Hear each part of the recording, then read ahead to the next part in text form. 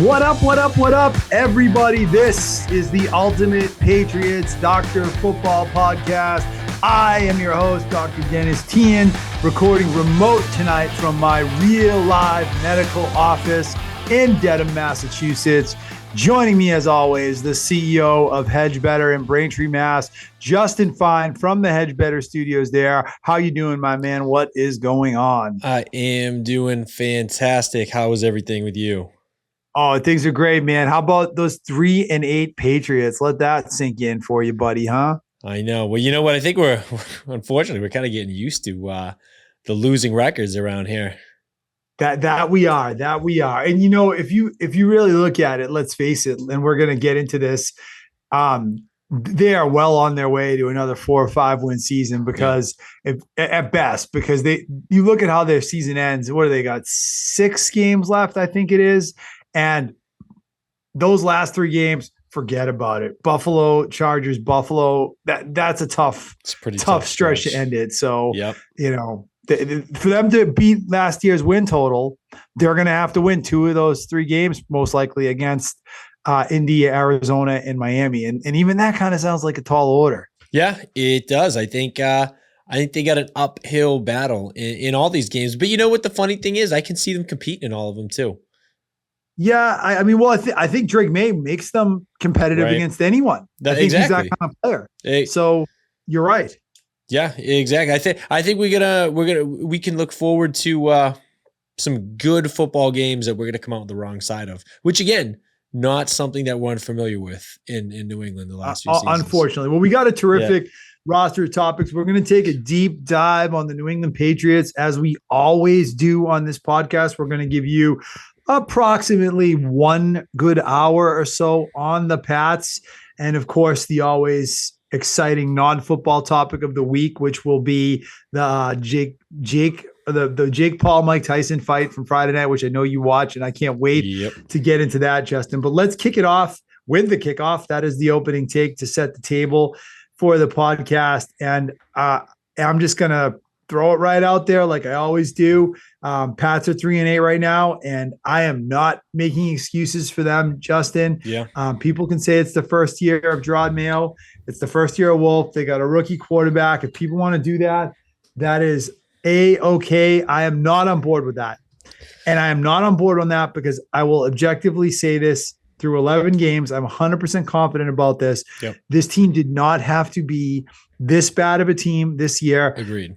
Being this bad of a team was the result of bad choices by the coaches from week to week and bad choices by the GM in the offseason. There was absolutely no excuse for losing a game like that, like they lost on Sunday. When you get a performance like they got from their young quarterback, and there were times, Justin, to me, and Matthew Stafford is a great quarterback. There were times where I felt like Drake Maye was the better quarterback on Sunday. He was at least the equal in many ways of Stafford. So you can't make the excuse anymore that they don't have the quarterback. This kid is elevating this team. He's elevating the players around him, and they still can't win games. I put the responsibility for that first and foremost on Elliott Wolf because the talent isn't there. And secondly, on a week-to-week basis on Gerard Mayo, who does not have the coaching acumen to be in the position he's in. I said last week he wasn't a total disaster because he hasn't lost the locker room, and I give him credit for that. They're playing hard. Mayo is showing he's a leader, and he's showing that he is respected in his locker room, which I give him credit for because not a lot of all people in a situation that would be the case, but he doesn't know what he's doing, and it shows every week. And it showed on Sunday. I thought it's why they lost the game because I thought Sean McVay pantsed Gerard Mayo, to put it into one sentence, okay, coached circles around Gerard Mayo, and that was really the delta in the game in spite of Drake May's performance. Justin, your thoughts? Yeah, 100%. I think it was pretty clear that, you know, with Sean McVay, and you know, it's funny, Gerard Mayo came out and he said afterwards, you know, I heard him say in a press conference that he felt like his team was in control for most of the game. He felt like the Patriots were in control. And I think that's such a funny thing to say because I totally understand that the Patriots looked good out the gate. I think maybe, early on people were maybe a little surprised with how well the defense was playing. Like the fact that we scored first, it looked like we got out to a good start. But eventually it came down to the fact that Sean McVay was just able to outcoach us, and we weren't able to make the right calls and the right adjustments to keep up with that. I really do feel like eventually the talent won out. Cream rose to the top. They had the better the weapons, they had the better coach, and they had the better scheme. And over the course of 4 quarters, you can't suppress that. I understand why Mayo said that, though, because the time of possession, the Patriots, I think, won the time of possession battle and kind of did move the ball the whole game. And that's why it was really a disgrace that they were down by 2 scores on 3 separate occasions in the 4th quarter of this game, because you look at the way the Patriots moved the ball. Yep.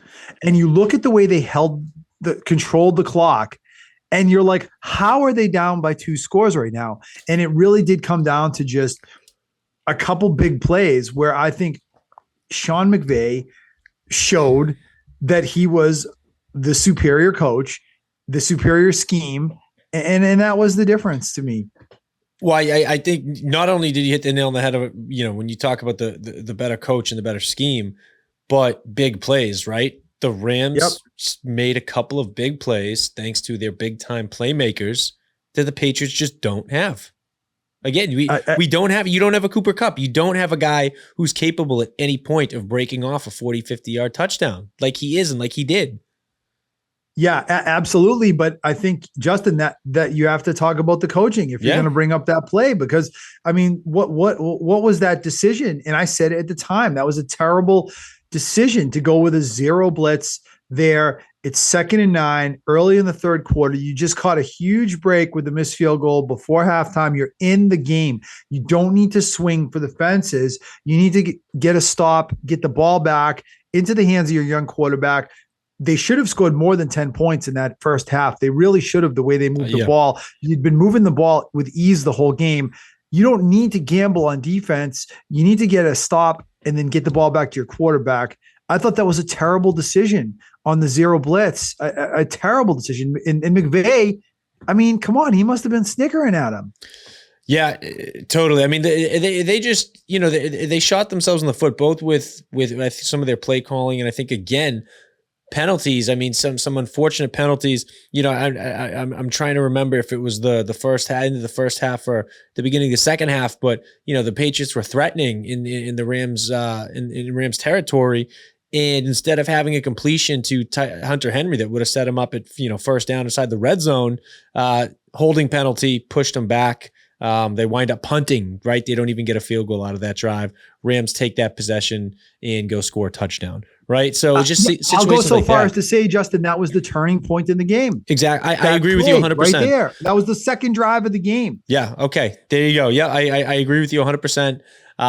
Just this team, I don't know whether it's a combination of, whether it's the coaching, the players, a combination of both, but they're not able to string enough together, I think, to close out these games. Drake Maye is only able to do so much, but there's just a lack of consistency, I think, when it comes to the coaching, and when it comes to what's the word I'm looking for? Not the integrity, but the discipline. The discipline. Yes. The discipline. Well, let's get into that. I made a list there were some real interesting coaching decisions by Mayo in this game, and just like things that happened that I think were a reflection of the coaching that I wanted to go through with you. And so let's go through. The first one was the play you just brought up, which was the Hunter Henry, the Drake Maye scramble to the right where he hits Hunter Henry on that 20-yard pass. It gets called back. That was the Patriots' second drive. They were up 7-0 at that point. They were moving the ball extremely well. They looked like they were in control of the game at that point. How many times have we seen, even in just these 5 games, Drake Maye make a good play and it gets overturned by a penalty on this offensive line? This offensive line is good for like 4, 5, 6 bad penalties a game. And that mistake, I thought, just changed the whole course of the game. If the Patriots score there, I feel like they win this game. I totally agree. And at the time, I remember saying to myself, it just kind of went from bad to worse. I mean, the play gets called back. Then instead of forget about not, getting a potential touchdown on the drive. You can't even come away with a field goal, and then you give it right back to the Rams who go and score a touchdown. I mean, it just everything kind of built for the rest of that game off of that flag. It really was, I think, to your point, one of the big reasons, if not the biggest reason, why the Patriots didn't win that game. I think if they continue that drive, I think they score a touchdown there. At the very least, I'm sure they come away with points and extend that to a 2-score lead. Did you think it was the right call, Justin? Again, that you're taught. This one is the Vidarian Lowe one where he was lined up, I guess, illegally. I'm not going to say I knew one way or another, honestly. You know what? I didn't even really get a good look at the play and a good look at him to make that judgment call. But what do you think? I don't know. Did you get a good look at it? Yeah, I mean, it was one of those ones where he was lined up like half a step back, the one they were calling in the preseason the whole time. Yeah. And it's like you look around the league, and I feel like Kansas City's lined up like this pretty much every single play. Not to be that Patriots fan that's whining about Kansas City, but like I feel like I see people lined up, tackles lined up like that all the time, right? And it doesn't get called. I do think it was technically illegal. It's the kind of mental mistake, and like you use the word discipline. It's the kind of discipline thing that I'm sorry, a well-coached team doesn't make that mistake as often as the Patriots do. Totally. And look, it's not that that's an isolated incident. I think we're seeing week in and week out a number of, potentially game-altering plays, at least one or two a game that seem to be going against the Patriots due to that lack of discipline, due to these flags that just seem to really be throwing off any sort of momentum that they're able to generate. And by the way, don't forget the next drive, the third drive the Patriots had after the Rams scored, ended, I think, they had another promising drive, the Patriots did, and I believe there was a personal foul on one of the Patriots offensive linemen that set them back 15 yards and killed that drive as well. Yeah, like, exactly. So there you go. You come out with momentum. You look to build on it, and you have you got drive killers and two promising drives killed in the first half of the game. Exactly, and that's when you needed to capitalize, because look, at the start of this game, the Patriots defense, they held up okay to start the game, and it was only going to be a matter of time before Kupp and Nakua and Stafford, they got theirs and were able to put up some points. And you needed to put up as much points as you could and get a jump start, and you weren't able to do that. Well, that's why, you look at that first half, and the Patriots held the ball for 18 minutes. Exactly. And they had a lot of yards, and Drake Maye threw for over 100 yards in the first quarter. And you look at the scoreboard, they only scored 10 points. Well, why? Because they drove up the field 2 times and then shot themselves in the foot and took 0 points on each of that second and third drive. Yeah, exactly. Look, to beat a team like that, like part of capitalizing on your opportunities is keeping that offense off the field. I mean, you don't get those penalties. You extend those drives. That's less time for that offense to have the ball in their hands. Less time for them to put points on the board.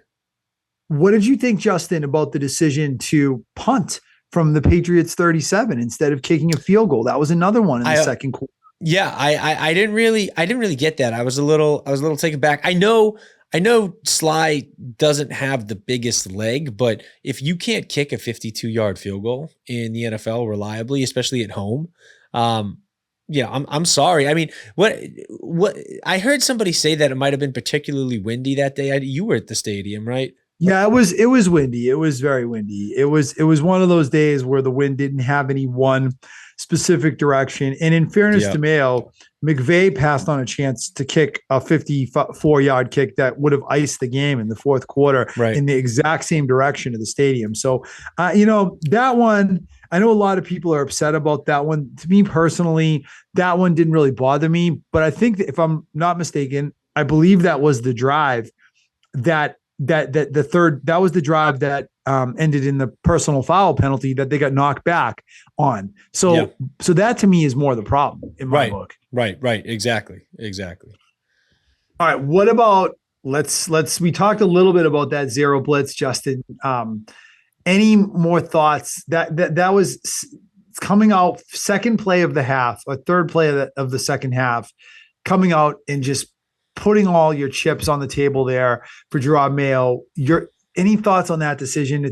I hated it. I already expressed that. What were your thoughts? Sorry, wait. What decision specifically are you The one that referencing? led to the Cooper Cup touchdown Okay, that we you're already talking about kind the of talked blitz. You're about. talking about bringing the Yeah, the house. blitz, the Yeah, all-out blitz. Yeah. yeah. It's tough.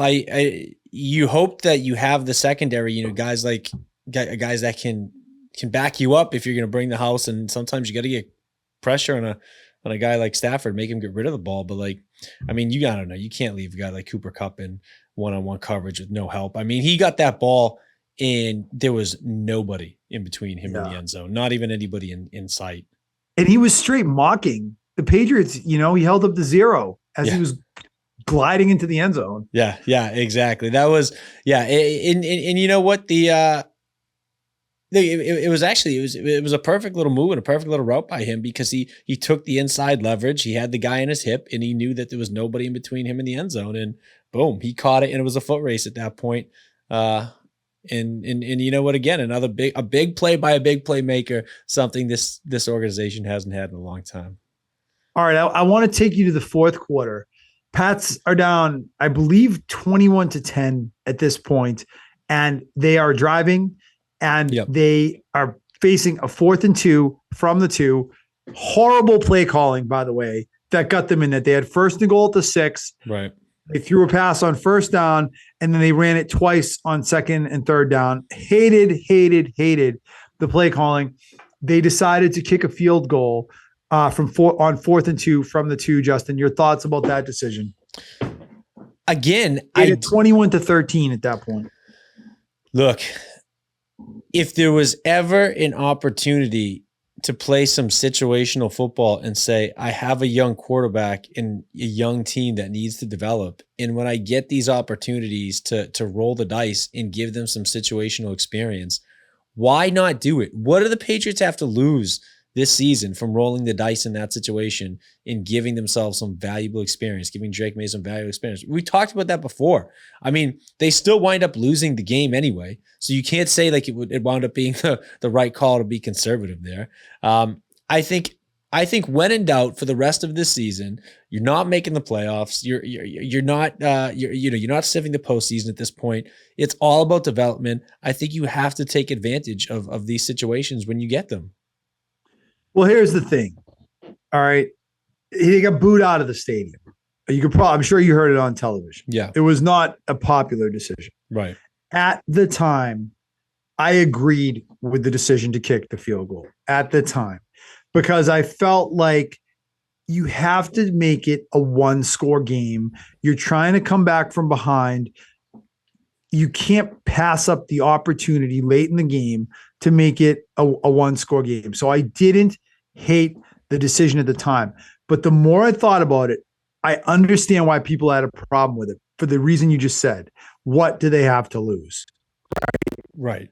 Exactly. That's really how I look at it with this team is, I mean, look, the goal is that next year, the season after, like this team finds themselves playing some meaningful football games, and you want them to have that experience. You want them to have that situational football kind of under their belt. What do you have to lose this year by rolling the dice? I mean, to me, it just seems like a no-brainer. There's just no reason with this team in their situation, with their personnel, everything. Just what is the point of being conservative? I don't understand it. And there was still enough time left at that point where you could have gotten a stop, gotten the ball back, and still made up a 2-score deficit if you really had to, if you could have played some defense. Right.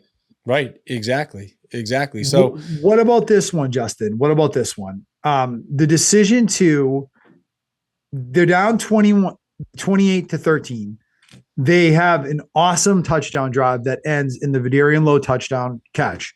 The place is going nuts. They have all the momentum on their side. It was a beautiful drive from Drake Maye, a couple nice passes, right? 28-19 at that point. They kick the extra point instead of going for 2. We criticized Gerard Mayo against Jacksonville when he did the opposite against the Jacksonville Jaguars in London a few weeks ago. Should the Patriots have gone for 2 there? That's one I didn't have a problem with personally. I think it was okay to go for 1. I think it was the right move.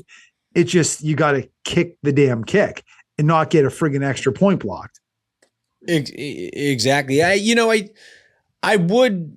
be curious to know, was that Gerard Mayo kind of saying that he thinks he made a mistake the last time and that this was actually the right thing to do, or is he maybe trying different things out in different situations? I'm not really sure. I feel like though, yeah, like what's the philosophy, right? Right, exactly. Like what's the rationale for doing it versus not doing it in those two situations? I'd be pretty curious to know that, but again, like I look at it kind of in the same breath that we were looking at in the last topic, which is why not be aggressive? Why not? Like, what does this team have to lose? Again, I think you need to be a little consistent with it. If you're not, because I can't figure out the rhyme or reason, and I think again you're erring too cautious. Personally, Justin, like I'm not going to be a hypocrite. Like I ripped Mayo to shreds for what he did in London against Jacksonville. I'm not going to rip him for kicking the extra point and trying to keep it a 1-score game. I thought that was 100% the right call. It was really an execution thing. Shame on them for not being able to block long enough to kick a friggin' extra point. I mean, that's the real problem here. Like I can't like just rip Mayo for doing what I said he should have done 4 weeks ago in Jacksonville. I'm just not going to do that. So I didn't have a problem with that one. How about this one? I think it was on the drive, the drive before that. Okay. When the drive after that, they're down 28-19 at this point. They get the ball back. They're having another nice drive. They get into the Rams territory. Jalen Polk, okay, on 4th and 1, they decide to go for it, which I love the call. Absolutely the right call at that point. Okay. Jalen Polk false starts and puts it from 4th and 1 to 4th and 6. Yep. And they have to kick a field goal instead of going for the touchdown there, taking the game out of their hands with a bad penalty. People, I don't think realize the play before that, Jalen Polk lined up wrong. I don't know. I don't know if you saw that on TV. Maye had to get him and put him in position, and he missed his block. The only reason Ramondre Stevenson didn't pick up that first down on 3rd down is because Jalen Polk lined up wrong on 3rd down too. Guy does not know what he's doing out there. You want to blame Jalen Polk? Blame Jalen Polk. To me, that's coaching. Yeah. Okay. Well, it's both, I guess, but it's worse because Jalen Polk, I think, has consistently been hurting more than helping. And for a guy that we've talked about that you kind of took with almost a 1st-round pick and you passed up on some big names to get him, you'd want a little bit more out of him. So I get it. It's definitely a coaching problem, but he's consistently, I think, hindered more than helped. So, it's not even like he's not even just like not catching passes. He's had more penalties than passes the last few weeks. Exactly. And it's everything in between. It's his lack of production. It's penalties. It's falling down during 2-point conversions, like in Jacksonville, right? It's literally everything in between that seemed, a couple drops here and there. It's everything that could seem to be potentially going wrong for him is going wrong. And you don't have the talent at wide receiver to have a guy that you put that type of draft capital into, play the way he's playing right now. I agree. And you watch what Ladd McConkey is doing for the LA Chargers, who had another 100-yard game and touchdown on Sunday night. And you're like, this guy can't even line up right. It's week 11. Yep. He doesn't even know what he's doing. Yeah, I do blame the coaches for that, but I also blame the player for that. It's both of them, but it's an embarrassment. I mean, this was a 1st-round pick, more or less, that you held. It was the 34th or 35th pick in the draft. It should be able to be converted into a tangible asset that will benefit this team on the field. Instead, you've got a guy who is not only not catching touchdowns or making an impact or catching passes, he can't even line up right in week 11. All right. It is an embarrassment. Yeah. It's a total embarrassment. I mean, it's one of those, it almost just seems like this team is cursed when they take a wide receiver with draft capital. Totally. It's like, why can't they draft wide receivers? It's bizarre. I almost feel like it's their own fault for like constantly overthinking it. Cause you see all of these names come out that I feel like us as the general viewing public is all over, like knowing that these are good potential, long-term franchise wide receivers that are going to be talented. And year in and year out, even dating back to the Belichick era, we wind up passing on these guys thinking that, there's opportunities elsewhere. I just don't see it. Like, it just seems to be a long-standing tradition with these Patriots extending over multiple coaches, multiple quarterbacks. They cannot hit on high draft capital wide receivers. And it just seems to me like they're overthinking it and trying to do too much. And every single one of those guys drafted in that area, either right before or right after that, except for Leggett, who went into an abyss in Carolina with absolutely no quarterback play to support him, have at least had some impact. Worthy's making plays. Keon Coleman's making plays. Ladd McConkey's making plays. Ricky Pearsall got shot and he had a touchdown, and has caught some passes, right? Right. And then this guy, he is doing absolutely nothing. Yeah. Yeah. He has probably been, I would have to look at the entire list, but you talk about wide receivers taken in the first 2 rounds. He's got to be the most disappointing, right? It's hard to believe that they could have actually drafted a wide receiver who is less effective and impactful than Tyquan Thornton or N'Keal Harry. They're actually getting worse. Like N'Keal Harry is like a Hall of Famer compared to Jalen Polk. Like N'Keal Harry should have a plaque in Canton compared to Jalen Polk. So they've actually gotten worse with each one of these guys. You can look at the trend line. Go back to who was the guy from Virginia they took in the second round? Aaron Dobson, right? Yeah. And he was at least Chad Jackson, maybe like caught a couple touchdowns. Like it's the trend line is going down. Like I don't know how it could get worse next time. What they're gonna have to draft? I don't know, something even worse. I don't know how you can get much worse at that point. But yes, and Tyquan Thornton just getting released. It's just constant failure in the first couple rounds with these wide receivers. It honestly, you gotta wonder if it's you can't just say it's bad luck at this point because it's happening too often, too consistently, for too long to just say that. And it's going bad against luck. a league-wide trend, right? League-wide trend is we're plucking wide receivers out of the sky. Everyone's taking a wide receiver, right? Teams are just taking anyone, and they're at least okay. Yeah. Oh, not the Patriots. No. Oh no, they can't find a guy that can catch 30 passes. No, it was actually funny. I was trying to think the other day, who has been the Patriots' best receiver this year, and it's Hunter Henry. And that's probably where your problem starts. The fact that you have a tight end probably approaching the back half of his career, in his late 20s, early 30s, and he's your best weapon. Yeah, he's their best weapon for sure. There's no doubt about it. He's their best weapon. Who's their best receiver? Yeah. It's I guess Kayshon Boutte, but I don't know. I feel like Pop Douglas is a very specialized kind of weapon where you have to kind of scheme him into the game. And there's certain times and places where he can be very effective. And then there's other situations where he just disappears. So I don't feel like he's reliable, I guess, or consistent, but I like Pop Douglas as a player, but it's probably Boutte that's their best receiver right now, which is kind of frightening if you think about it. And that was going to exactly be my point, is that Boutte's probably been their best receiver. And this is a guy that we questioned if he was going to make the team this year. He didn't really do much in his rookie year. And even still, I don't consider him a number 1 or potentially even a number 2. So you get some problems that you're going to have to address. No question about it. Yeah. And any thoughts about the Tyquan Thornton release too? Like he's gone. Did you see who picked him up? I didn't know who did. Kansas City. Oh, there you go. He's a member of the Kansas City Chiefs practice squad. Yeah. Well, I'm sure towards the end of the season, we'll see a red zone highlight of him catching a 60-yard touchdown from Mahomes.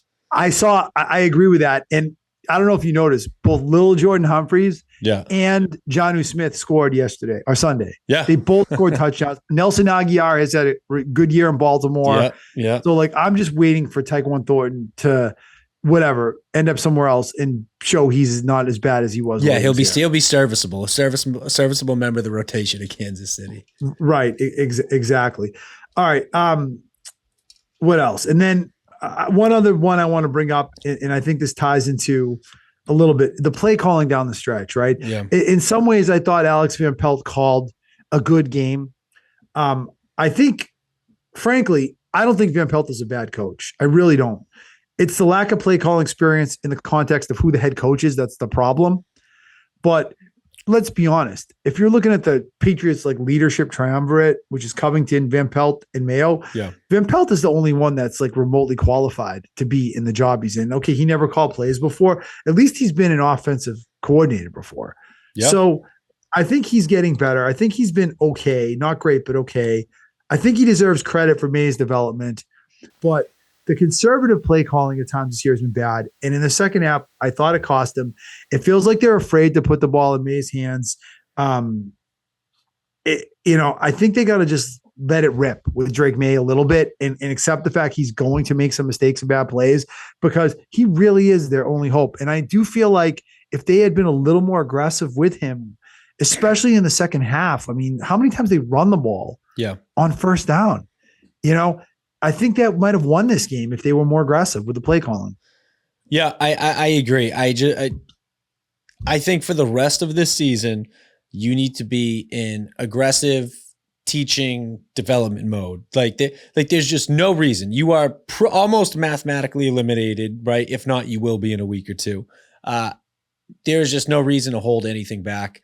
Let Drake Maye open up. Let him continue to develop and grow. You already got to factor in that he's going to have, either 6 or 7 games less under his belt in terms of development heading into year 2 than a lot of his counterparts, right? Let him rip. Let it rip. There's nothing to lose for this team.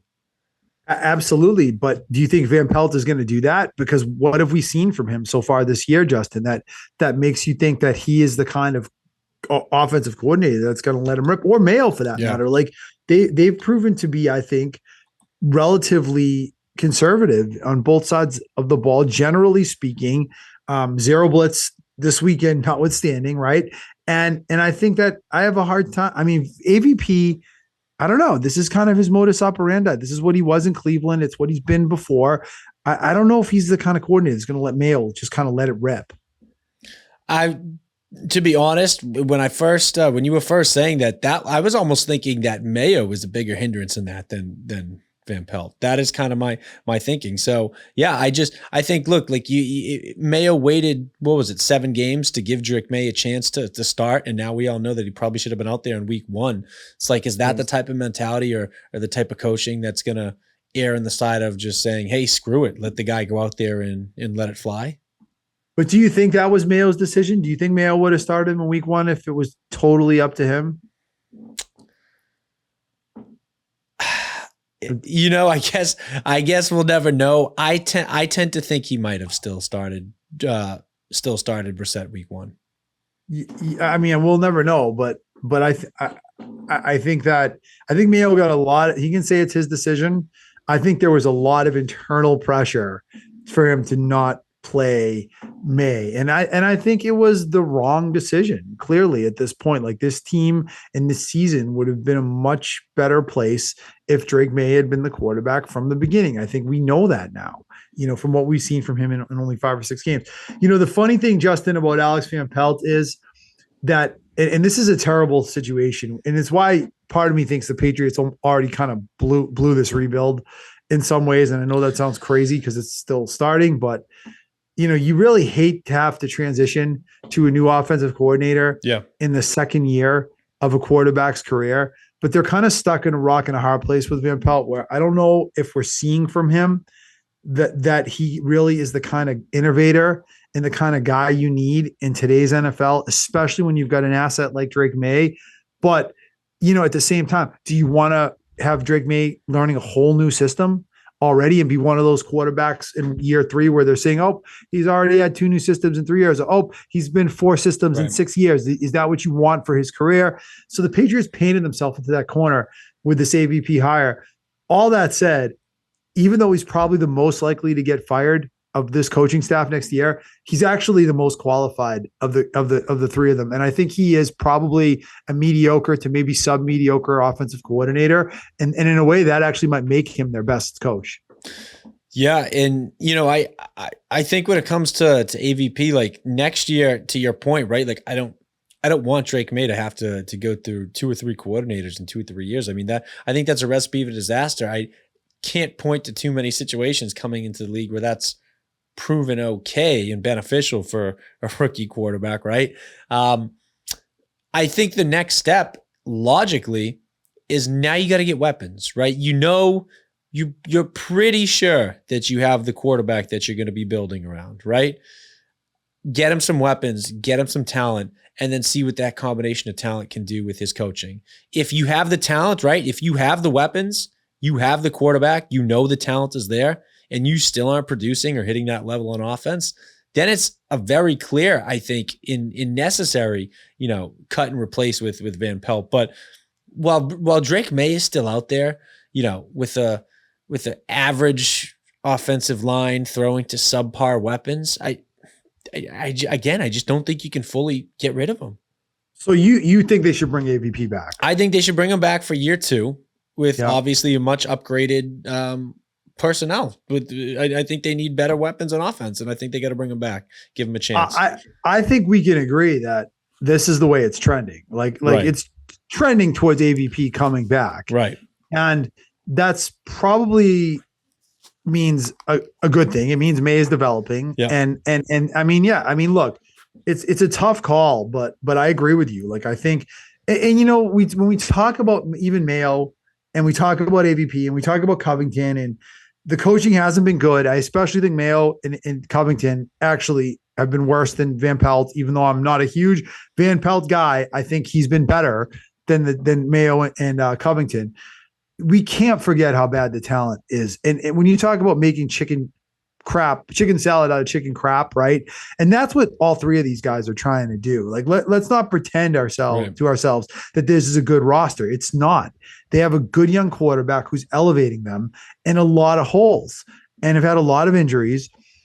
So, it is a little unfair at times to judge the coaching, just like it's unfair to judge the quarterback play in some sense when the talent is this bad in so many places on this roster. Yeah, exactly. And we've said that numerous times on this show. We definitely have our reservations about the coaching, rightly so, but you're never really going to get a truly accurate assessment of what you have in these coaches until you have sufficient talent surrounding this team and surrounding them. So yeah. And if it doesn't work, Justin, and if they are in a bit of a predicament, doesn't it all fall to the Crafts at the end of the day at this point? Yeah, exactly. And look, we've been questioning a long time on this podcast. When are the Crafts okay to blame? How much blame do they deserve? We've been saying this for years on this show. Couple years. And you know what? You really talk about it. When you talk about this rebuild, right? In needing to develop in grow the talent on this roster. You can talk about spending money and in going out in getting free agents, and you can talk about the draft. And look, there's obviously numerous ways to get players, to get talent, but at the end of the day, it's like this rebuild is only going to happen as quickly as we fill the holes, right? Like you're not going to just get coaches and get Drake Maye and say, okay, well, we're a competent football team now. We can we're going to be in the playoffs, so we're going to contend. That very, very rarely happens. This is not a Mahomes and Andy Reid situation. This is not a Brady Belichick situation. You need pieces in this roster to bring it all together. You do, and it's not enough to just have the quarterback. Right. I'm sorry. You can say Mahomes and Reid or Brady Belichick. There were a lot of good players on those teams. There were. That made big plays and were huge parts of why they've had success. Look at all these teams that are winning this year and in recent years in this league. They're filled with good players up and down the roster beyond their quarterback. So hitting a grand slam on the quarterback, if that is in fact what they did, and maybe it is, maybe it isn't, it feels like it could be, that's not enough to make this team a viable NFL franchise. It needs more than that. It needs a lot of good players, and it needs good coaching. Yep. And, one of the things I thought about this week, and I want to hear what you have to think about this, is where would the Patriots record be right now if they had hired Mike Vrabel as their head coach instead of Jerod Mayo? I would feel great about the direction of this franchise today if Mike Vrabel was the coach and Drake Maye was the quarterback. I think they'd have 5 or 6 wins right now as opposed to 3. And I think I would feel so much more confident that this thing was headed in the right direction than I do now, where I'm still concerned about Mayo, even though I know that they probably hit on the quarterback. I totally agree. I mean, this is a 3-win team now. I'm giving them at least 5-6 wins at this point. If Vrabel was the coach, Vrabel, you would at least trust, in Vrabel's experience. Situationally, he probably would have had us in a better spot in a couple of these games. I mean, look, I know we talk about the fact that there was a lot of pressure from the front office to keep Drake Maye on the sideline, but we saw what Vrabel did in Tennessee. I mean, Will Levis came in right away last year and played, right? So it's like, maybe you have Drake Maye starting week 1. Maybe you have a more disciplined team, right? Maybe you have a little bit more experience in that locker room. And just maybe you still have a season left ahead of you being able to play some meaningful football. I mean, don't you feel like if Mike Vrabel is the head coach, don't you just have a lot more confidence that whatever the right thing is, they're going to do the right thing? Yeah, I do. Whether it's playing Drake Maye, not playing Drake Maye, doing this, doing that, whatever. If you got a guy with that kind of experience, you're more likely to get to the right decision. Totally agree. And side note, aside from just the Patriots, I can't understand how Mike Vrabel still does not have a job right now. But yeah, it very crazy. If you had a guy like in there with that type of experience, I think you'd get pretty much all the same benefits that Jerod Mayo is bringing to the table without some of the shortcomings. You would have a defensive-minded young coach who's a player's coach, leader, has the locker room, right? You would have all the same benefits that you're getting with Mayo without some of the drawbacks. Agreed. And it just, the whole thing just puzzles me. I will never understand it. I hope Mayo figures it out over the next couple of years. And let's face it, Justin, like we've seen Mike McCarthy win a Super Bowl with Aaron Rodgers in his prime. Yeah. So my point is a really great quarterback will cover up a lot of stink on the roster and a lot of stink in the coaching staff. So if Maye ends up being what we think he could be, and we're not sure if he is that yet, let's be clear, but he's got that high ceiling, that's the kind of break that Jerod Mayo needs to buy him some time to get a clue, frankly, and to learn the job on the job. Mayo was put in a very unfair position, but it really falls back to the Crafts because they did this. And it's like, it's just hard to understand the logic of what they did. Exactly. They let us get to this point. So many of the questions facing this franchise going into year 2 of Drake Maye really tie back to the decision to bring in Jerod Mayo. Yep, 100%. All right, let's see, where are we going to go next? Let's talk a little bit about the defense, Justin. I do want to quickly check in with you about that because this was I thought, kind of a tough game at times on defense. I'm afraid of what they would have looked like if Barmore wasn't out there, because I thought he helped them when he was out there. Justin, we talk so much about Maye and Mayo. Are we forgetting this defense has some serious holes on it right now? No, I mean, I don't think we are. It'd be tough to, watching the way this defense is playing, it'd be tough to not recognize that there are some serious holes on it. I mean, look, they got some good talent. We've said that at each level, some guys that you can build around. I know they still got a couple of injuries, but there are a lot of spots that they still need some development and they still need to plug some holes. I mean, it's just not enough right now. And again, I know Barmore is just coming back. I know Juwan Bentley is injured. I know they had to get rid of Jabril Peppers. Like they traded Judon. Like I know they lost a lot, but there's not enough to completely round out this defense. And you're seeing it. They can't get stops when they need to. It's inconsistent.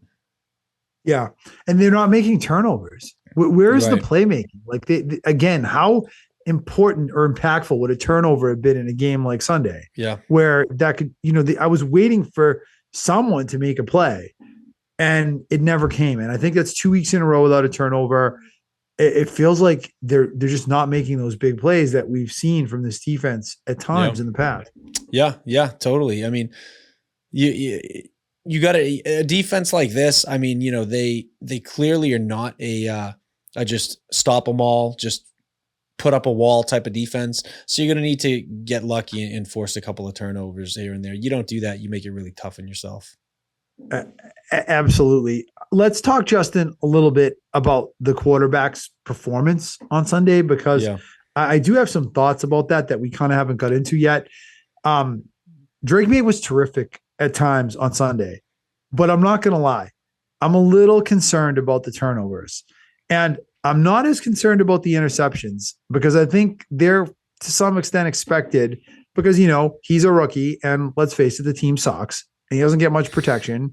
The receivers are terrible. They're not getting space. So I feel like that's par for the course, but I am pretty concerned about the fumbles because he's fumbled, I think, like 5 times or 4 times already in 6 games, which is a lot.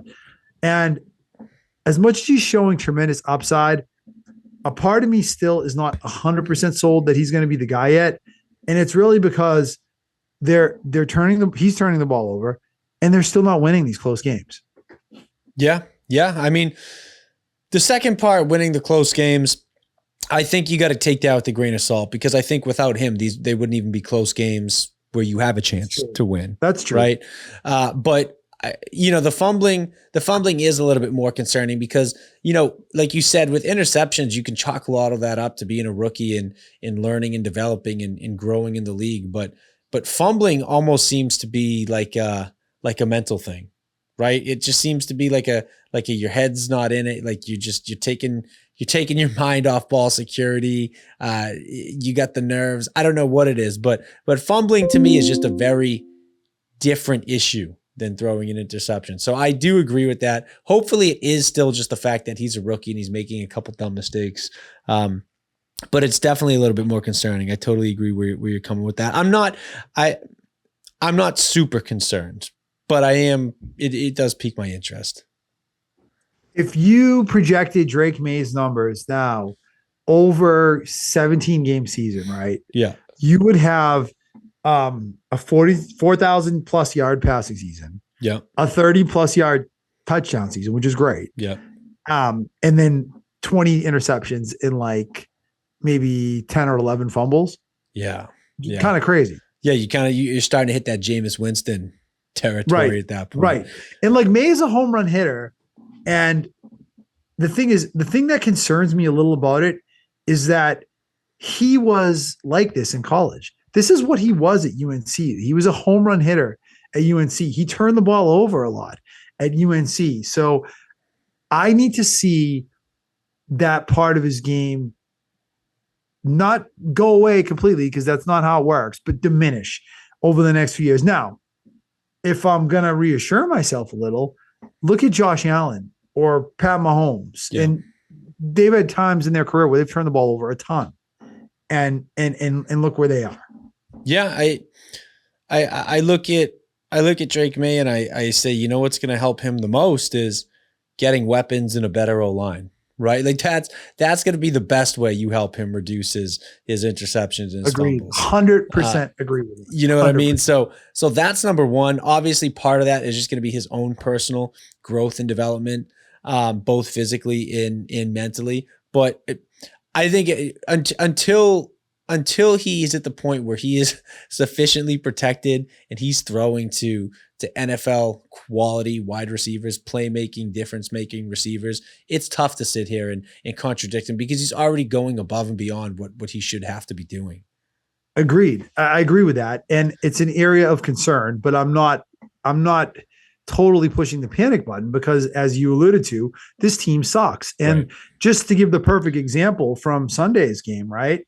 Like, how responsible was he for either of those turnovers? I think you could argue neither one of them was really on him. Now, okay, the Pop Douglas one, I don't know. I thought Douglas ran the wrong route. So I put that more on Pop Douglas than I do Drake Maye. And from where I sit in the stadium, I had a great view. And I'm like watching that ball glide through the air. And I'm like, turn around.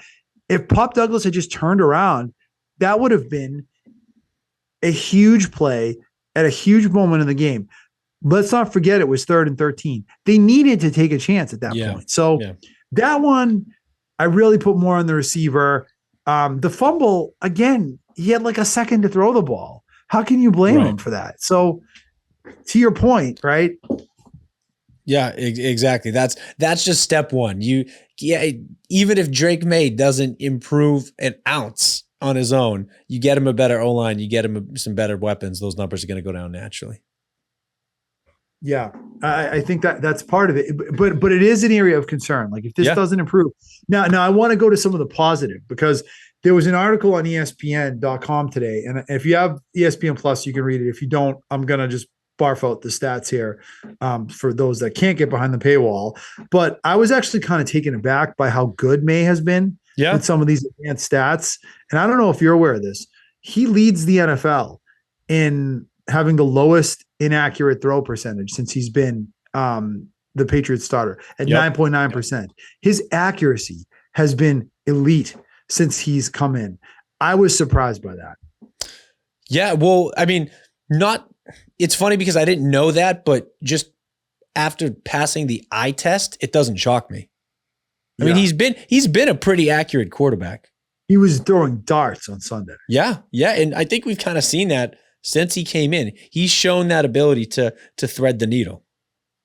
He has. I mean, I feel like there's been a couple of times where I felt like he missed throws that I thought he should have hit, but I guess that's like the nature of the position as well. Like I'm thinking of the Hunter Henry one in Chicago last week where he hits Hunter Henry on that third down and the game is over at that point. He missed him in the end zone and threw it behind him. But they threw some stats out. I just want to fire at you before we get to the non-football topic of the week, which is EPA, expected points added per drop back. Since Maye's been in there, he's 7th in the NFL. Jacoby Brissett was 25th. Yeah. Okay. His success rate on plays is 9th in the NFL. Brissett was 18th. His first down and touchdown rate is 4th in the NFL. Brissett was 24th. His completion percentage over expected is 4th in the league. Yeah. Brissett was 21st. Okay. Brissett had a negative number on that, by the way. His scramble rate also 3rd in the league. So Maye has had some elite statistics. If you look at these advanced statistics, some elite metrics that I think are super encouraging. Yeah, absolutely. So it's good to see that not only is he passing the eye test, but the metrics are backing that up as well. Because look, I like you said, I don't think you can definitively say that they have their guy of the future. But the signs are pointing in the right direction. Things are trending in the right direction. Strongly pointing in the right direction, both from a look and feel standpoint and from an analytical standpoint. Well, you have to look and you have to hope that every time he makes a mistake like he made on Sunday, that he learns from it and he doesn't repeat it. If he's making this mistake still in 3 years, then it's a problem. But for him to make these mistakes now, I think it is kind of par for the course, especially when you consider everything we're talking about. We always have to throw the caveat out there that he's doing this with nothing around him. Like when Drake Maye is the most accurate passer in the NFL, let's bear in mind, he's throwing to Kayshon Boutte and Tyquan Thornton, and Austin Hooper. So that just speaks even more well of who he is. Yep. All right, let's bring it up, Justin. The non-football topic of the week, best segment on the show every week. Let's get into it. The fight watched around the world, the fight that broke Netflix on Friday night. Mm-hmm. Your thoughts on the Jake Paul, Mike Tyson fight from Friday, Justin? Yeah, I think watched it. I watched it. I think social media and the promoters, and whoever was, just kind of had their hand in the buzz and the hype, did a fantastic job of making everybody think that a guy who was using a cane, a month and a half ago had turned back the clock and was going to come in looking like a young version of himself. It just wasn't the case. Mike Tyson looked good for a 58-year-old man, but that's exactly what he was. He was a 58-year-old Did he really? Like, I don't think he looks good for a 58-year-old guy. Like, I think there's a 58-year-old guy somewhere out there that could have beaten Jake Paul. I mean, you know what? Maybe look, the thing is, here's the other thing too, is that Jake Paul openly said, and I believe this, I was talking to a couple of boxer buddies of mine and they kind of said the same thing.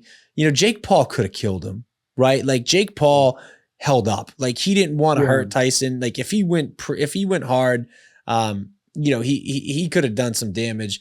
I think Jake Paul, to his credit, let Mike Tyson kind of stick around and do his thing. And you know what? Look, again, a month ago, Mike Tyson was almost, practically using a cane. He had some medical episodes.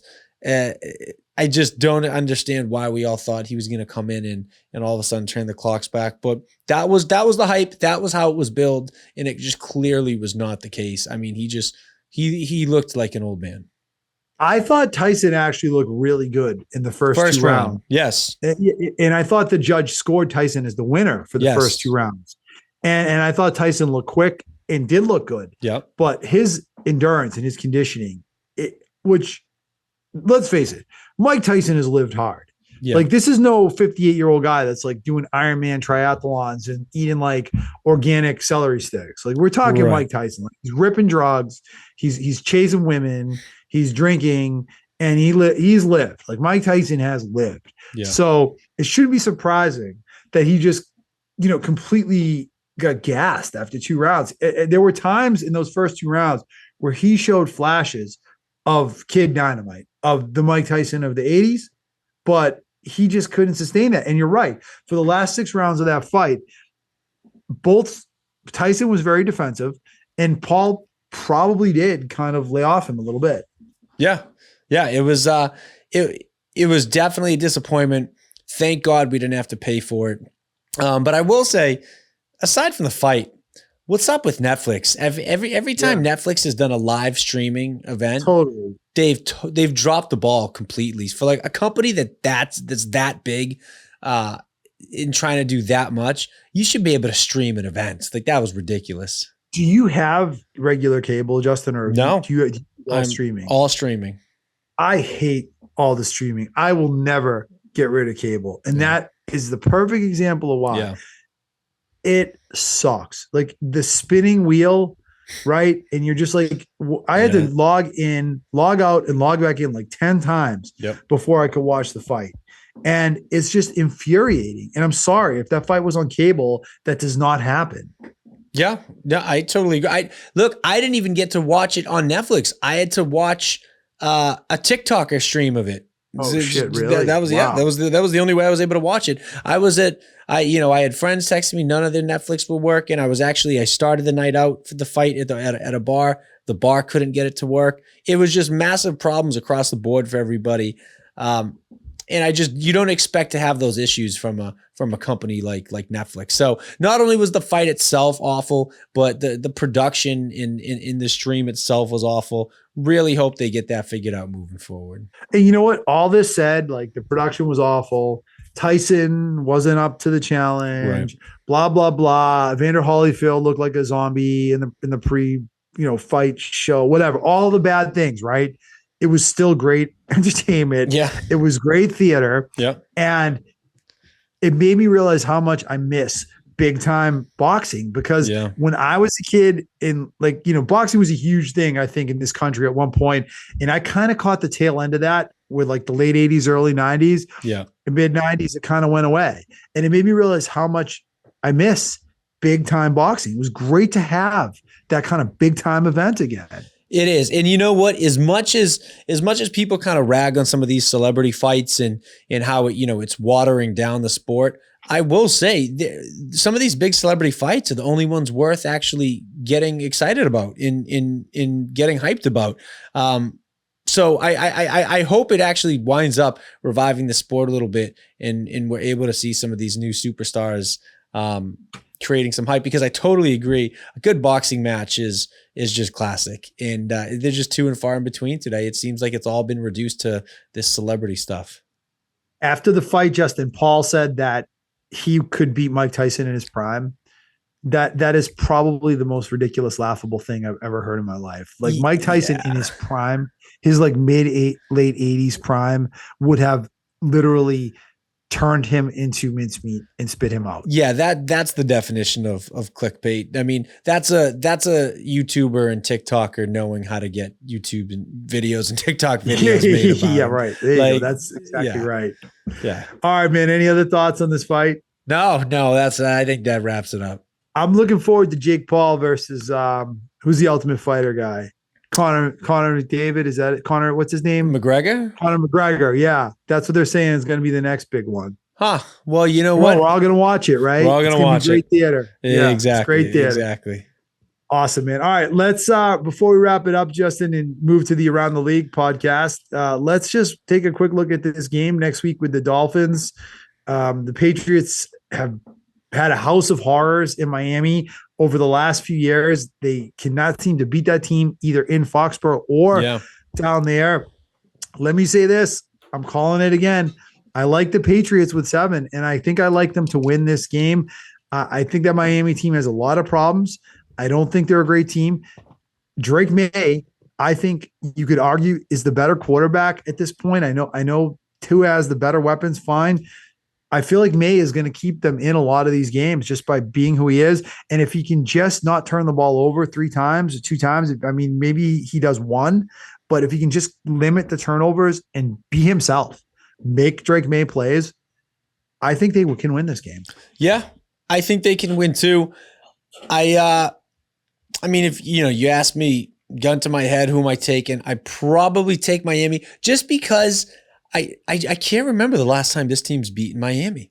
Do you know off the top of your head? I mean, yeah, I do, because they beat them in 2022 when Skylar Thompson played. Right, was the quarterback. So that was the last time. That was probably the last time. Because Tua's undefeated versus the Patriots, isn't he? Tua has never lost to the Patriots. Tua's never lost to the Patriots. So yeah, I don't know. I don't know what it is. They just seem to have our number.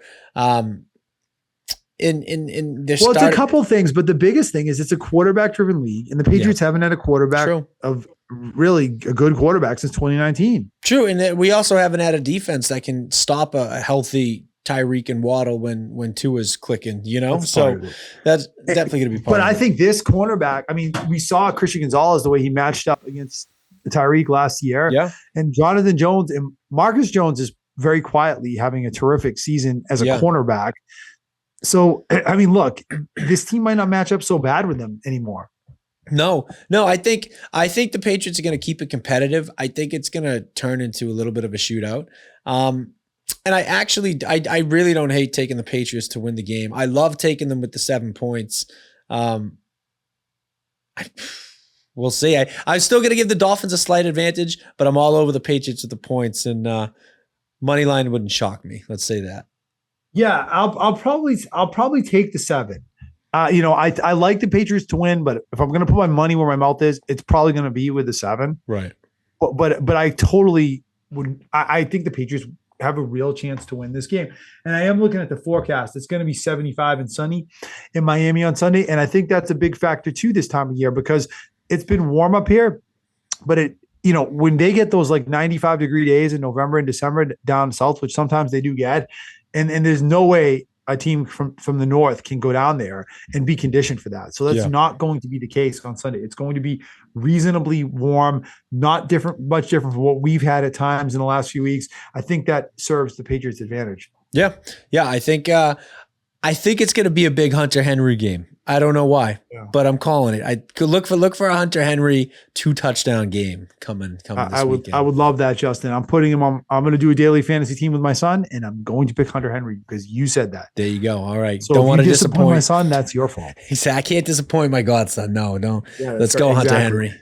There you go. All right, any other thoughts about the Pats, bud, before we wrap it up?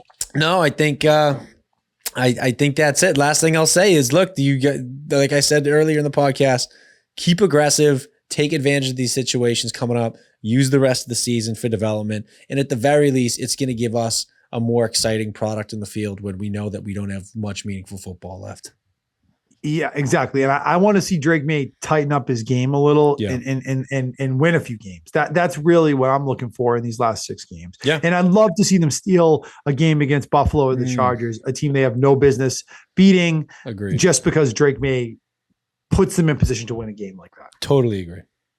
All right, we're going to wrap it up. We'll be back next week with another edition of the Ultimate Patriots Doctor of Football podcast. I want to thank everyone who listened to this 1-hour deep dive on the New England Patriots. We will catch you next week. Everyone have a terrific week and enjoy the game in Miami.